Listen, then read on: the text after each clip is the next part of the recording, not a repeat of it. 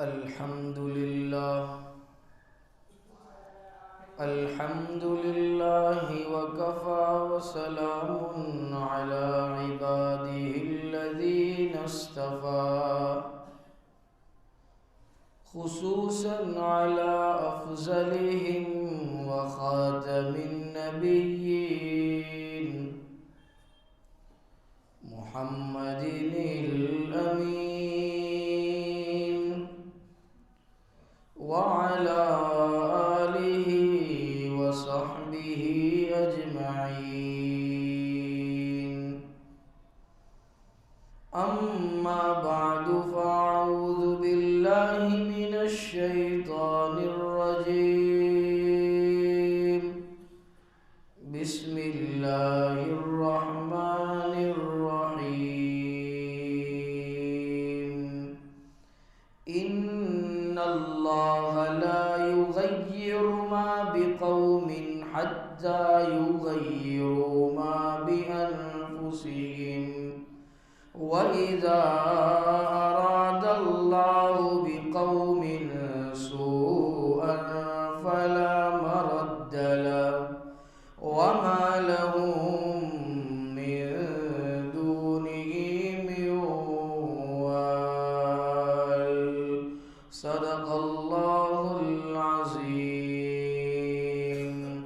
عن النبي صلى الله عليه وسلم أنه قال: من تشبه بقوم فهو منهم، أو كما قال مزمل عليه الصلاة والسلام.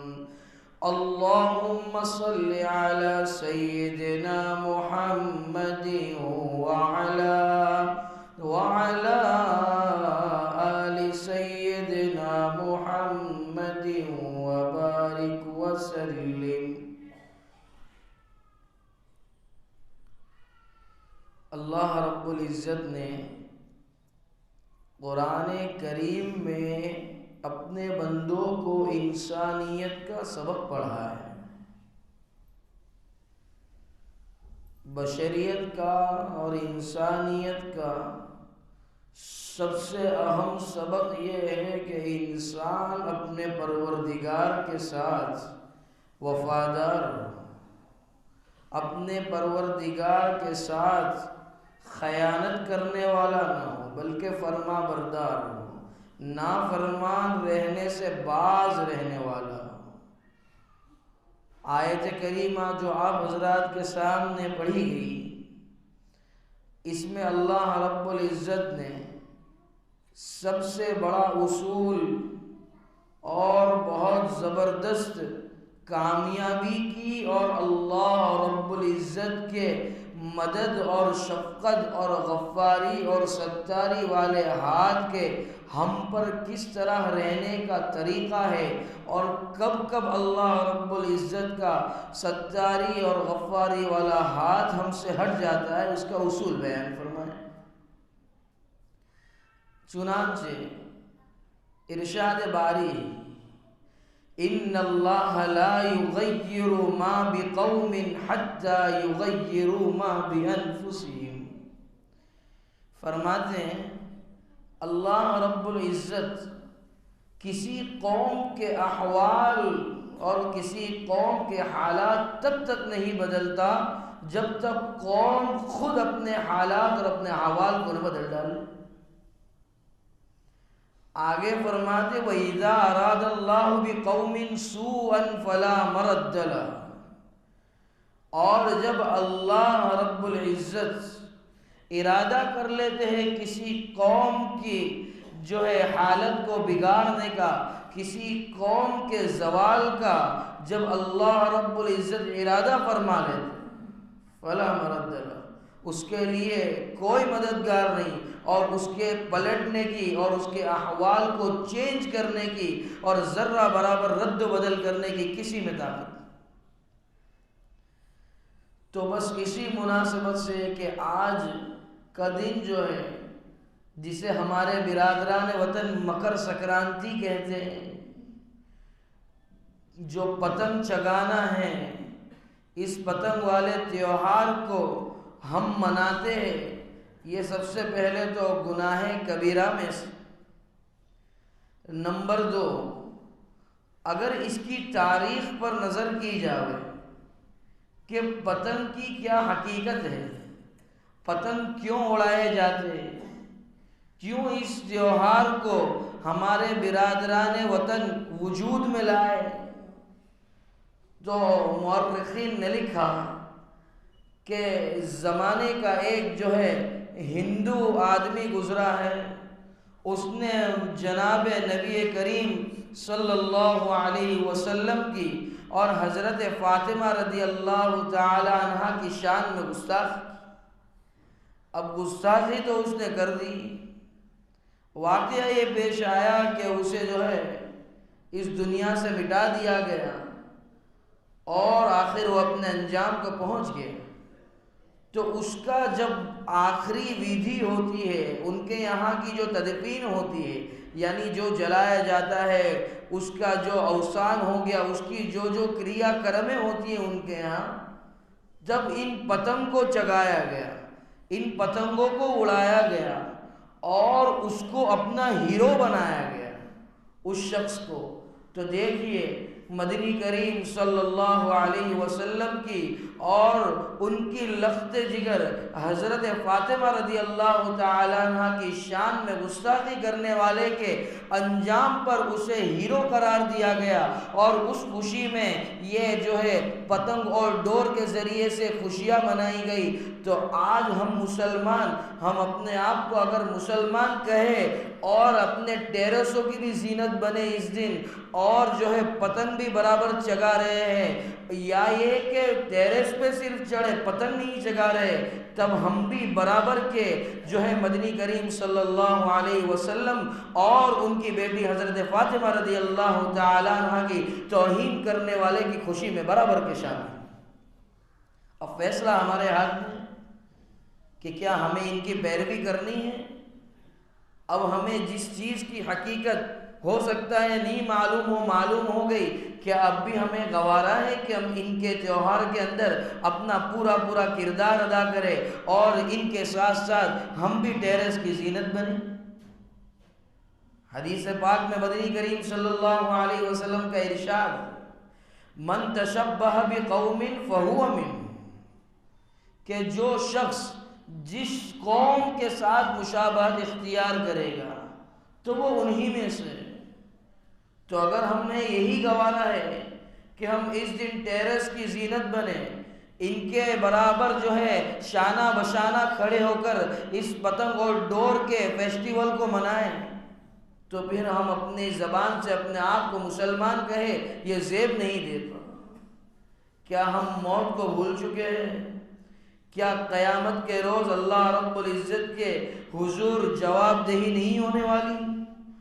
اگر اللہ نے اور اس کے نبی نے روز محشر یہ سوال کر لیا کہ کیوں ہمارے محبوب صلی اللہ علیہ وسلم اور ان کی لخت جگر کی توہین جس نے کی تھی اور جشن منایا جا رہا تھا، اس جشن میں بھی آپ برابر کے شریک تھے، تو آج پھر یہی انصاف ہے کہ تمہیں جو ہے جہنم کے حوالے کر دیا جاوے اور ذرہ برابر تم پر جو ہے رحم نہیں کیا جاوے اور تم پر ذرہ برابر معافی کا معاملہ نہیں کیا جائے؟ تو پتنگ کو اڑانے سے پہلے اور ان کے کسی بھی تہوار کے اندر، کسی بھی فیسٹیول کے اندر شریک ہونے سے پہلے اس کی تاریخ کو جان لینا اور اس حدیث پاک کو اپنے ذہنوں میں رکھنا ضروری ہے کہ من تشبہ بقوم فہو منہم۔ مسلمان کیسا ہوتا ہے؟ ایمان والا کیسا ہوتا ہے؟ ایمان والا تو وہ ہوتا ہے کہ چاہے تو دنیا ایک طرف ہو جائے، چاہے تو میرے گھر والے ایک طرف ہو جائے، چاہے تو میری اولاد میرا ساتھ چھوڑ دے، چاہے تو میری جو ہے بیوی بچے، میرے ماں باپ، میرا محلہ میرا ساتھ چھوڑ دے، لیکن ذرہ برابر مدنی کریم صلی اللہ علیہ وسلم کے طریقوں میں گھوٹالہ میں برداشت نہیں کروں گا، ذرہ برابر احکامات الہی کو میں پامال نہیں کروں گا، ذرہ برابر میں اسلام کی اور ایمان کے تقاضوں سے پیچھے ہٹ نہیں کروں گا۔ یہ ایمان ہے، یہ اسلام ہے۔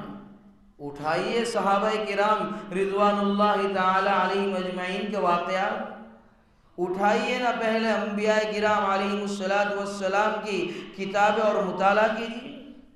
دیکھیے حضرت نوح علیہ السلام کے واقعے کی طرف اشارہ کریں۔ حضرت نوح علیہ السلام آخر تک اپنے بیٹے سے کہتے رہے کہ یہ عذاب الہی ہے، میری کشتی میں سوار ہو جا۔ وہ کشتی میں سوار نہ ہوا تو کیا حضرت نوح نے اپنے بیٹے کی محبت کے اندر اللہ رب العزت سے خیانت کی؟ اللہ رب العزت کی نافرمانی کی؟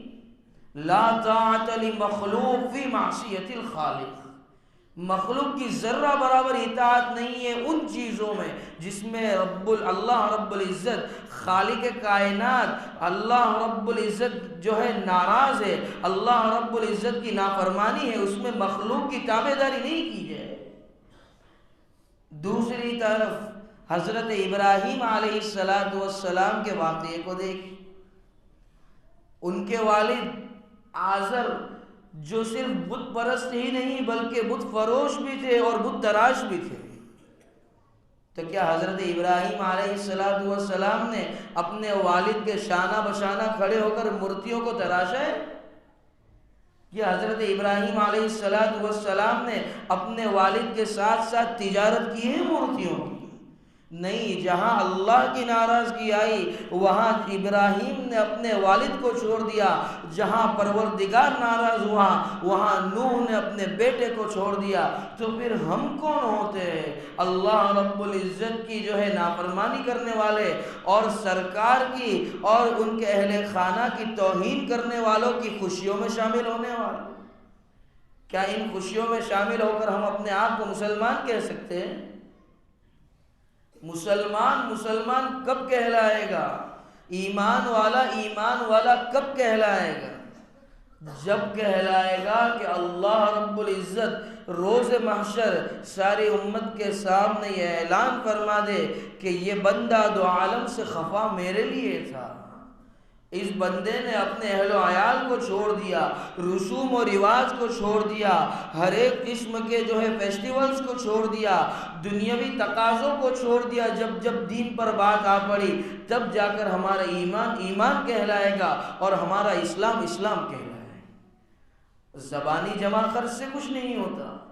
زبان سے کہے ہم عاشق رسول ہے، زبان سے کہے ہم جو ہے اللہ رب العزت سے سچا عشق رکھتے ہیں، سچا عشق اللہ رب العزت سے یہ ہے کہ یہ دن جب ہمارے محلے والے ٹیرس کی زینت بنے ہیں ہم خود اس سے رکے اور ہمارے محلے والوں کو، ہمارے اہل و عیال کو اس سے روکے۔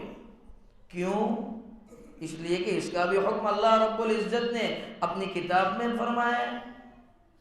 فرماتے یا ایھا الذین آمنوا قوا انفسکم واہلیکم نارا، اے ایمان والو تم اپنے آپ کو اور اپنے اہل و عیال کو جہنم کی آگ سے بچاؤ۔ آج ہمارے دلوں سے کلام اللہ کی اہمیت گھٹتی جا رہی، احادیث مبارکہ کا پاس و لحاظ ختم ہوتا جا رہا ہے۔ ارے خیال تو کیجئے کہ یہ کس ذات پر نازل ہوا ہے قرآن اور کس ذات نے نازل فرمایا ہے۔ اللہ کے رسول ہمارے نبی کیسے تھے؟ جو گناہگاروں کو بھی معاف کرنے والے تھے، ان کے دشمن ان کے امین اور ان کے صدیق ہونے پر مہر لگا دیا کرتے۔ جو عاصی کو کملی میں اپنی چھپا لے، جو دشمن کو بھی زخم کھا کر دعا دے، اسے اور کیا نام دے گا زمانہ، یہ رحمت نہیں ہے تو پھر اور کیا ہے۔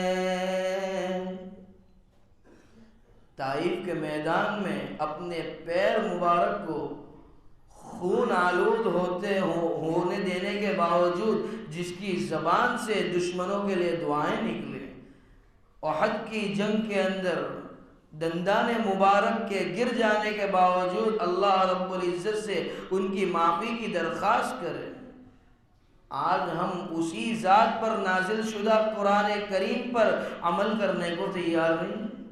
آج ہمیں اسی ذات کے طریقوں کو اختیار کرنا گراں گزرتا ہے۔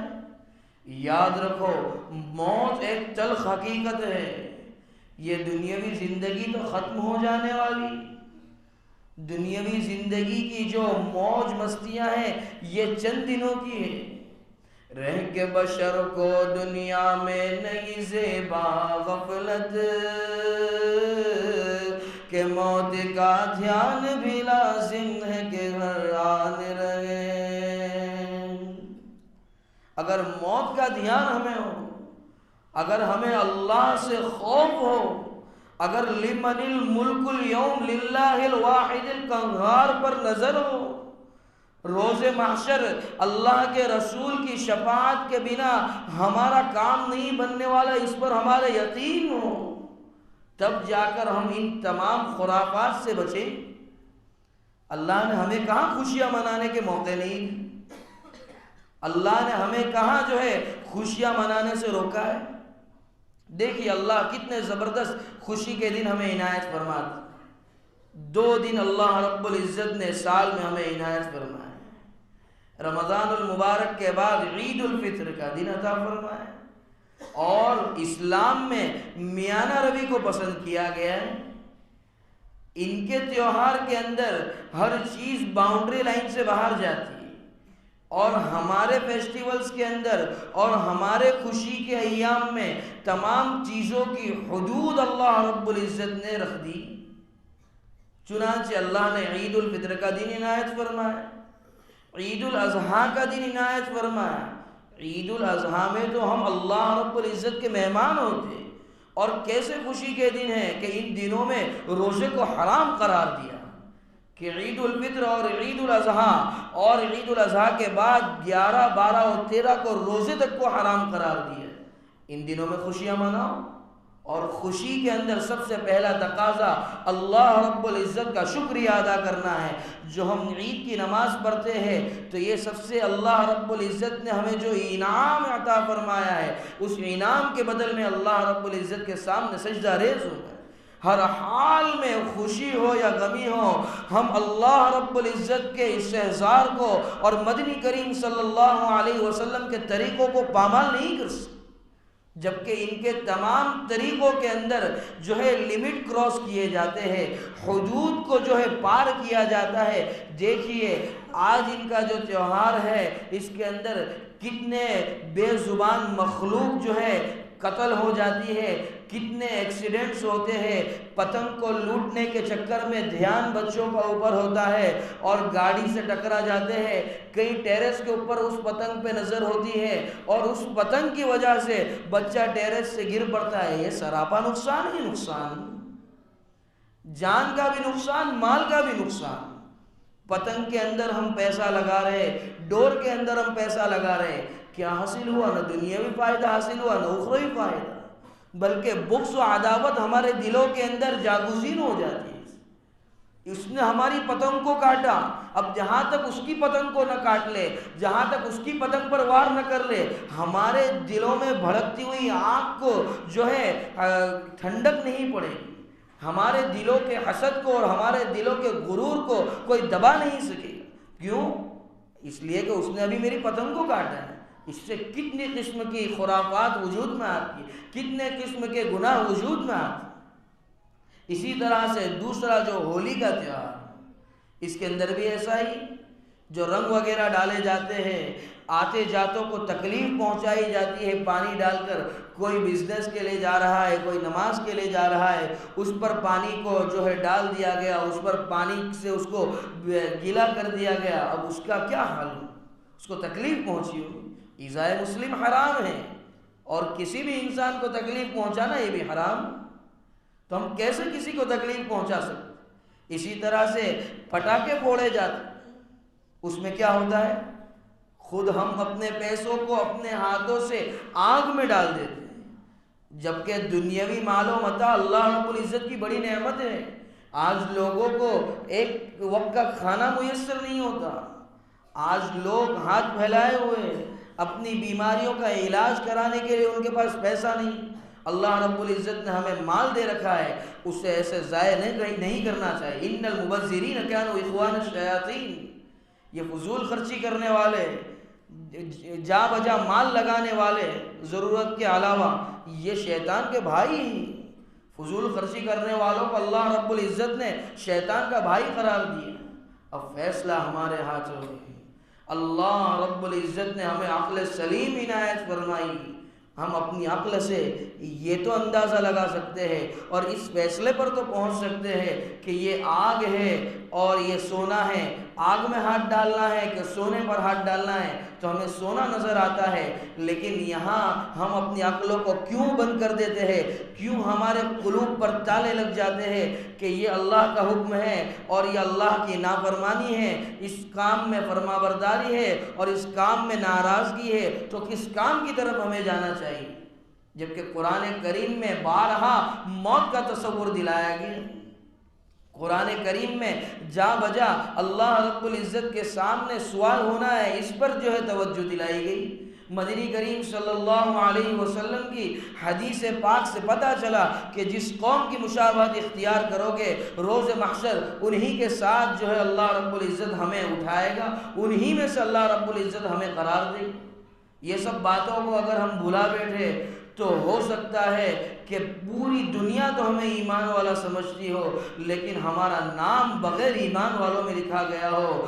ہمارے پوری دنیا جب روز محشر ہمیں دیکھے گی کہ یہ تو فساق و فجار و کفار و منافقین کی لائن میں کھڑا ہے، تو اس وقت ہمیں اگر پچھتانا بھی پڑے تو اس پچھتایا ہوا کیا کام کا، اور اس دن اگر ہم اپنے گناہوں سے توبہ بھی کر لے تو اس دن اللہ رب العزت کو اگر ہم ایک بات اور ایک درخواست رکھے کہ کیا دنیا کی طرف اب لوٹنے کی کوئی جگہ ہے، کیا ہمیں ایک چانس اور ایک موقع مل سکتا ہے، اللہ رب العزت منع فرما دیں گے۔ اس وقت سارے موقع ختم ہو چکے ہوں گے، اس وقت تمام تر جو ہے دنیا میں آنے کے راستے اور اللہ کے نبی کی شفاعت کے حصول کے راستے ختم ہو چکے۔ اگر ہم چاہتے ہیں کہ ہمیں روز محشر ایمان والا قرار دیا جائے، اگر ہم چاہتے ہیں کہ مدنی کریم صلی اللہ علیہ وسلم کے دست مبارک سے جام کوثر کا پیالہ نصیب ہو، تو اس کے لیے احکامات قرآن کو اپنی زندگی کا اوڑھنا اور بچھونا بنانا پڑے گا، اور مدنی کریم صلی اللہ علیہ وسلم کے طریقوں کو زندگی کے ہر شعبے میں اختیار کرنا پڑے گا، تب جا کر ہماری جو ہے زندگی کامیاب بنے گی۔ ورنہ تو اللہ رب العزت نے صاف طور پر قرآن کریم میں بیان فرما دیا ہے، اگر تم نے سب کچھ دنیاوی زندگی کو سمجھ رکھا ہے، یا ایھا الذین آمنوا اتقوا اللہ ولتنظر نفس ما قدمت لغد، روز محشر جب تم سے سوال ہوگا تو گویا دنیاوی زندگی تمہیں کل تھی ایسا معلوم ہوگا کہ کل تو ہم دنیا میں تھے اور آج روز محشر رب کائنات کے حضور پیش کر دیے گئے۔ دنیاوی زندگی یہ بہت مختصر ہے، اس مختصر سی زندگی کو ہم اللہ کے لیے کر دے، اللہ ہماری قائم کی زندگی ہے اسے ہمارے لیے کر دے گا۔ اپنی مرضی کے مطابق زندگی گزارنا ہے تو وہ آخرت کی زندگی ہے، دنیاوی زندگی ہمارے پروردگار کے حوالے ہم کر دے۔ اس لیے اچھائیوں والے کام کرے۔ پتنگ میں اگر کچھ پیسہ لگانے کا ارادہ ہے، پٹاخوں میں کچھ پیسہ لگانے کا ارادہ ہے، خرافات میں کچھ پیسہ لگانے کا ارادہ ہے، کچھ پیسوں سے فضول خرچی کرنے کا ارادہ ہے، تو خیر کے کاموں میں انہی پیسوں کو لگایا جاوے، مساجد کے اندر تعاون کیا جاوے، مدارس میں تعاون کیا جاوے، علماء کو بند مٹھی دے دیا جاوے، جو ہے کسی کو پتہ تک نہ چلے کہ کب تم نے کس مسجد کے امام کی اور کس مسجد کے مؤذن کی جو ہے امداد کر دی، تو یہ اللہ کے ہاں کام آنے والا ہے۔ یہ کرنسی اللہ رب العزت، ہم جو کہتے ہیں دنیا میں کتنے پرسنٹ نفع ہوگا، کتنے پرسنٹ سود ملے گا، وہاں اللہ سود سمیت تمہیں تمہارا 100 روپیہ لوٹائیں گے۔ یہاں اللہ کی راہ میں 100 لگا کے دیکھو، اللہ اسے لاکھوں میں بدل دیں گے۔ یہاں اللہ کی راہ میں اپنا ذرا کچھ جان لگا کے دیکھو، وہاں اللہ تمہیں لاکھوں کی آسائش اور آرائش عطا فرمائیں گے۔ کر کے تو دیکھو، قرآن کی آیت کریمہ پہ ایمان لا کر تو دیکھو، ما عندکم ینفد وما عند اللہ باق، جو تمہارے پاس ہے ختم ہو جانے والا ہے، جو پروردگار کے پاس ہے وما عند اللہ باق، وہ باقی رہنے والا ہے، تمہیں کام آنے والا ہے، تمہاری قبر کے گھڑے کو سنوارنے والا ہے، تمہاری اخروی زندگی کو کامیاب کرنے والا ہے۔ مدنی کریم صلی اللہ علیہ وسلم کی شفاعت کا تمہیں مستحق بنانے والا ہے، کرم اور رحم الہی کا تمہیں مستحق بنانے والا ہے، جنت الفردوس کے دروازوں سے تمہیں اہلا و سہلا کی پکار کا مستحق بنانے والا ہے، جہنم کے دروازے سے اور جہنم کے فرشتوں سے تمہیں محفوظ کرنے والا ہے۔ ایمان لا کر تو دیکھو، قرآن پر، اللہ کے احکامات پر چل کر تو دیکھو، دنیاوی زندگی کو کھیل تماشا سمجھ کر تو دیکھو، اخروی زندگی کو اصل زندگی سمجھ کر تو دیکھو۔ وما هذه الحیات الدنیا الا لہو ولعب وان الدار الآخرة لہی الحیوان، دنیاوی زندگی قرآن کریم نے کھیل تماشا قرار دیا اور دار آخرت کو اصل زندگی قرار دیا۔ اس پر اگر ایمان ہوا تو کبھی جو ہے فضول خرچی کرنے والے ہم نہیں بنیں گے۔ اگر حقیقی معنوں میں ما عندکم ینفد وما عند اللہ باق پر ایمان ہوا تو کبھی ہم دیوالی کے اندر پٹاخے پھوڑنے والے نہیں بنیں گے، کبھی ہم ظالم نہیں بنیں گے، کبھی ہم جھوٹے نہیں بنیں گے، کبھی ہم دھوکہ بازی کرنے والے نہیں بنیں گے، کبھی ہم گالی گلوچ کرنے والے نہیں بنیں گے، کبھی ہم ہماری مسجد کے مؤذن سے بدتمیزی کرنے والے نہیں بنیں گے، کبھی مدارس کے اساتذہ سے دست و گریباں ہونے کا نہیں سوچیں گے، کبھی مؤذن سے اور کبھی امام سے یہ نہیں پوچھیں گے کہ کیا ہوا مولانا آج کیوں اتنی لمبی نماز پڑھائی، اس لیے نہیں سوچیں گے کہ یہ لمبی نماز پڑھائی غنیمت ہے، اس امام کا احسان ہے کہ 2 منٹ زیادہ ہم نے اللہ کے دربار میں گزار دی، اس 2 منٹ کو اللہ رب العزت اتنی زبردست بنا دیں گے روز محشر ہمارے لیے کہ ہم سوچ بھی نہیں سکتے۔ بس انہی گزارشات کے ساتھ آج کی بات کو ختم کرتے ہیں۔ اللہ رب العزت ہمیں صحیح معنوں میں قرآن کا فہم اور صحیح معنوں میں مدنی کریم صلی اللہ علیہ وسلم کی یہ جو حدیث ہے من تشبہ بقوم فہو منہم، اور علماء کا ادب و احترام ہے، اساتذہ اور مشائخ کی جو وقعت ہے اس کا صحیح فہم نصیب فرماوے۔ وآخر دعوانا ان الحمد للہ رب العالمین۔